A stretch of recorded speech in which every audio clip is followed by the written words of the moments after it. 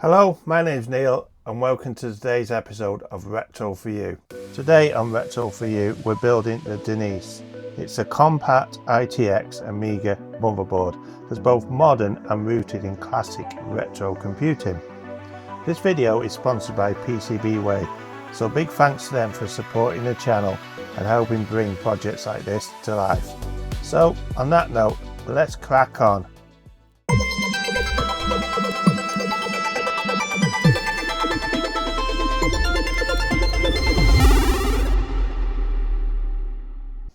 Now in this box, hopefully I've got everything to complete this build for the Mini-ITX.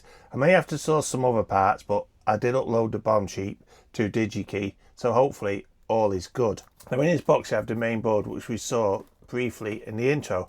Now what's unique about this, it takes all the Amiga 500 chipset. So you've got all the original chips like Agnes, Gary, Denise, etc. But also you've got two Zorro 2 slots, which is absolutely brilliant. Now for these Zorro 2 slots in here as well, I've got something else which I'll show you in a bit. Now you also have your Amiga ports at the back, but also you have PS2 mouse and keyboard as well, which is another good bonus. Now I'm quite looking forward to building this, but it's not going to be done in this video. It's going to be a few videos doing this because I've got to take my time, because I've only got this one board and to be honest they're not that cheap to buy. Now there is some birdseed scattered around the board, but this does come complete with a birdseed soldered, so you don't need to mess around doing that yourself, which again is another bonus. So also in here, let's just have a quick look through. We've got the manual, which I printed out from online. You can see here it goes through all different descriptions about the board, etc. How to build your sim and everything like that, because the memory on this is on a sim board. So let's have a look what we have here. We obviously have the main board here, which we just had a quick look at. We also have this here, which is a Zorro 2 LAN card. So this will be getting built up as well in another video, and we'll be trying to get the Amiga onto a BBS site or even online. Let's see. I don't know what the capabilities of this are, but I just wanted to build one because it seems like a cool idea. We also have the sim here, which will be populated with memory, and this will give it the 2 meg of memory, which again is in a nice purple with the Denise logo. Another thing we have here, which I thought was quite unique, is the RTG graphics card for it.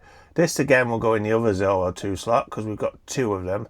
This will give me an RTG card with VGA output, which should give me a higher resolution on the desktop and hopefully also provide some performance wise. So again, I'm quite looking to building this, even though it is a lot of soldering to get this GPU on. I think it runs on a Cirrus Logic, but we will see that again in a future video. Before we jump into the video, a quick shout out about our sponsor PCB. If you're looking to bring your electronics project to life, PCB is your one-stop shop for high quality PCB manufacturing and assembly, with fast turnaround times and unbeatable prices as little as $5. They make it easy to get your designs made just the way you want, from custom materials to assembly services and even 3D printing and more. PCB has everything you need to turn your ideas into reality. Join myself and thousands of happy customers and start your project today. Be sure to check them out in the link below or at www.pcbway.com. I have all my capacitors here. Hopefully they're all here, but I know once I go through the BOM. Now, I'm going to slowly go through this, get these installed, and maybe we go on to resistor networks as well. So let's just see how we get on with these. The first ones I'm going to do are some 1000 UF 6.3 volts, and they go in these 2 positions here.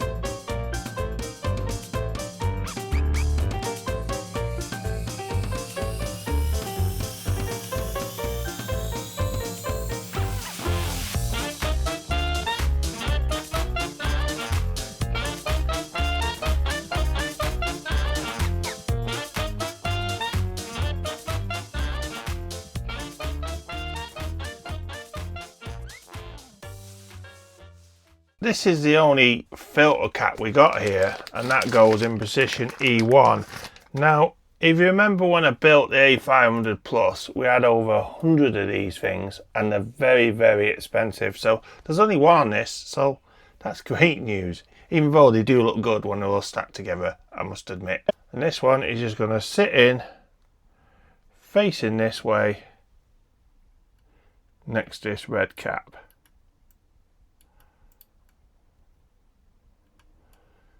Easier said than done. There you go, just like so. Next batch of capacitors we have are these film capacitors, and these go along here. Now these are these funny rectangle ones, if you can see in there.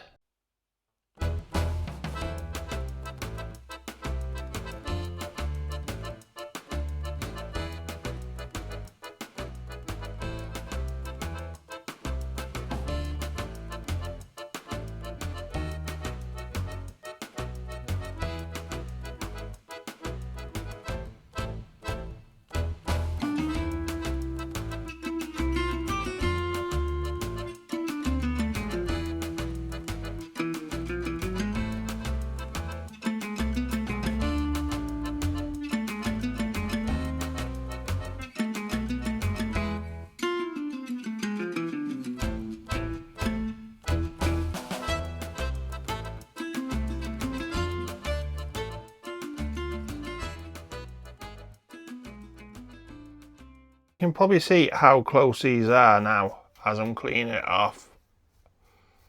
They are ridiculously close, especially like this one here to here and here, and obviously these to here as well. They're just crazy close, and it'd be so easy to bridge these. In fact, it's quite nerve-wracking actually soldering these. So that's all the capacitors installed. I'm getting through this build actually quicker than I thought I would. So tomorrow what I'll probably do is crack on and get the resistor networks done as well. After that, you've got the Zorro sockets, etc., which don't have to go in, but the other sockets as well. I'm still waiting for a CPU socket, because the one they sent me is a turn pin. Now there's probably people crying out there saying install the turn pin, but I absolutely hate turn pins. They're the bane of my life. I can never get the things in. What we'll do is we'll get the resistors in. So that's it for today, and I'll carry on tomorrow. It's the next day, and today we're going to be installing these, the resistor networks. Now there's a lot of these. There's about 26 in all, I think, maybe a bit more. So I'm just going to crack on and get these installed. So while I'm here, I'll just show you what I'm working off. This is a bomb, and obviously as I'm doing it, I'm actually highlighting them in orange. So the ones we're looking at now are these resistor arrays here. You can see them all in this section here. So I just wanted to show you that, what I'm actually working off, just so you can see what I am doing in the background. If you're installing these resistor networks, what you notice is there is an actual dot on one side here, and that allocates pin 1. And on these drawing here, on the silk screen, you can see there is a square. Now that dot needs to line up with that square. Just make sure these are put in the correct way, otherwise they just won't work.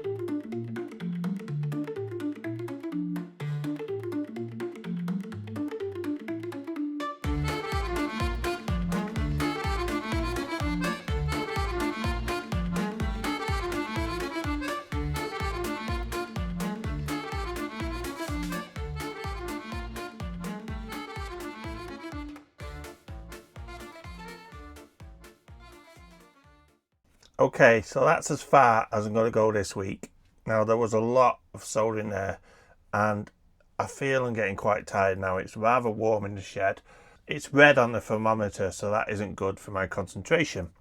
I've already made one mistake here between a 470 and a 47, so it's a good job I spotted that. I do seem to have a couple left over. I've got a 1K one and also a 470 ohm as well, which I just mentioned. So I don't know what they're for. I cannot find anywhere on there. Unfortunately, the site is down at the moment, but I think I've covered everything here and I've double checked and everything seems correct. So look out for this the following week. I'm going to carry on. Hopefully the sockets will be here and we should be able to carry on with a build. I think the majority of the difficult stuff is done now. It'll be just a matter of replacing sockets and chips and obviously the ports along the back. And there's a couple of transistors along here, and we also need to grab some parts off an Amiga 500 Plus board. The crystal for a start that goes here, but that shouldn't take me so long. So hopefully next video we'll actually be able to power this on and see if it works. I'm not going to put the 0 slots in yet because you can power it on without them. So I'm just going to make sure that it actually works. Now, do I suggest this for somebody new at soldering? No, I don't.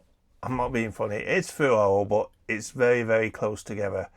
It's like the pads are on top of each other, and if you went in just willy-nilly soldering, you're going to bridge them and you're going to try to clean them up and you could damage them, etc. What I'd suggest is you do the Amiga 500 Plus board first. If you can do that, you should be able to do this, but this is a lot more compact. Like I say, it's a lot more constraint on the board.